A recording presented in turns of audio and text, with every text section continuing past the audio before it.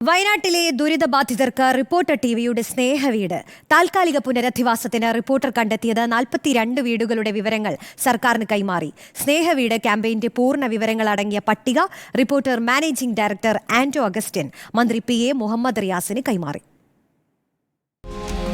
അതിജീവനത്തിന്റെ പാതയിൽ വയനാടിനൊപ്പം റിപ്പോർട്ടർ ടിവിയും മുന്നോട്ട്. ദുരന്തബാധിതർക്ക് ക്യാമ്പുകളിൽ നിന്ന് മാറി താമസിക്കാൻ വാടക വീടൊരുക്കാനുള്ള സർക്കാരിന്റെ അശ്രാന്ത പരിശ്രമത്തിന് കൈത്താങ്ങായി റിപ്പോർട്ടർ ടിവിയുടെ സ്നേഹവീട് ക്യാമ്പയിൻ 42 വീടുകൾ നൽകി.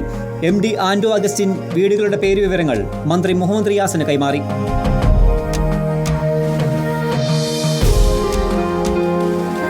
റിപ്പോർട്ടർ ഉദ്യമത്തിന് മന്ത്രി നന്ദി അറിയിച്ചു.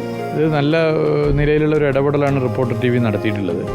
ഈ ടെമ്പററി റീഹാബിലിറ്റേഷൻ ഒരു പ്രധാനപ്പെട്ട പ്രശ്നം എന്നുള്ള നിലയിൽ അതിന് എല്ലാവരുടെയും സഹായം ഞങ്ങൾ അഭ്യർത്ഥിച്ചു. അതിൽ നല്ല ഇടപെടൽ റിപ്പോർട്ടർ TV നടത്തിയിട്ടുണ്ട്. ഞാൻ റിപ്പോർട്ടർ TVയെ പ്രത്യേകം അഭിനന്ദിക്കുകയാണ്. ക്യാമ്പയിൻ തുടരുമെന്ന MD ആന്റോ അഗസ്റ്റിൻ.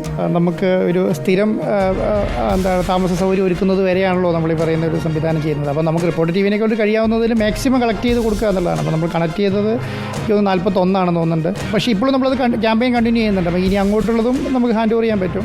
വാടക വീടുകൾ കണ്ടെത്താൻ റിപ്പോർട്ടർ TV ആരംഭിച്ച ക്യാമ്പയിനുമായി സഹകരിക്കാൻ തയ്യാറായവരുടെ വിവരങ്ങളാണ് പട്ടികയിലുള്ളത്. വീടുകൾ വാസയോഗ്യമാണോ എന്ന റിപ്പോർട്ടർ സംഘം വിലയിരുത്തിയ ശേഷമാണ് പട്ടിക കൈമാറിയത്. Team reporter, Wayanad.